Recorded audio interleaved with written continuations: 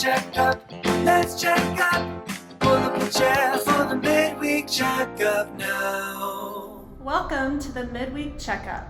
My name is Lindsey Blair, and I'm joined by Gilles.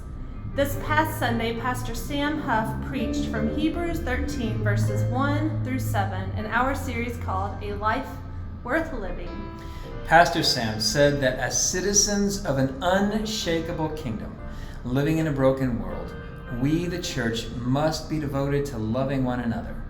Now, for those of you who either missed the sermon or need help remembering, let's do the midweek checkup. Let's. So Sam began by saying that this passage invites us to two imperatives to what it means to be devoted to loving one another. Be a people of present affection and people with focused attention. First, our affection should invite others to be present with us, and we should pursue being present with others. It's more than just inviting someone into your home or your kitchen table. It is inviting them to come into your life, to be present with you, for them to be near to you. We are a people of hospitality because God is a God of hospitality.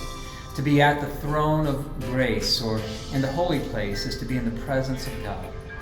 For sinners and rebels like you and me, the presence of God should be the most terrifying and unsafe place for us to be.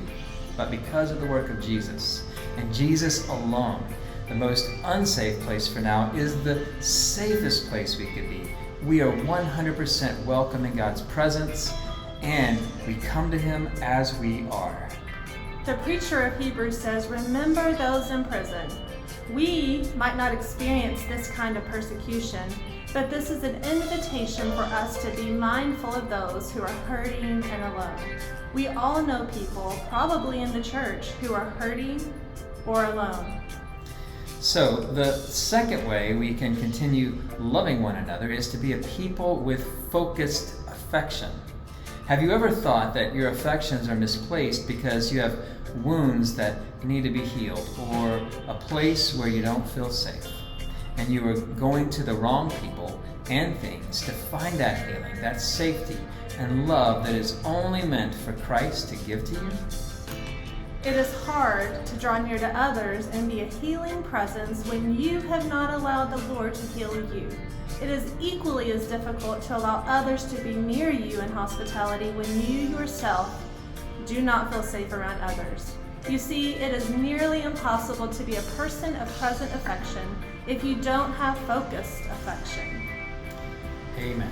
And what if this church fixed our eyes on Jesus, lived in gratitude of being citizens of an unshakable kingdom, and loved one another with present affection and focused affection? What would happen?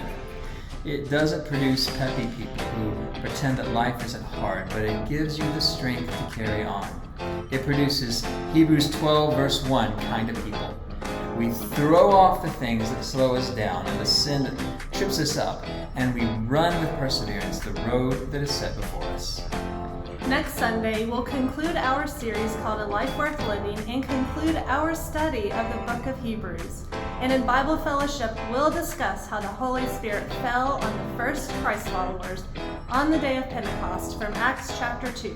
Since this Sunday is Pentecost Sunday! Join us and bring a friend.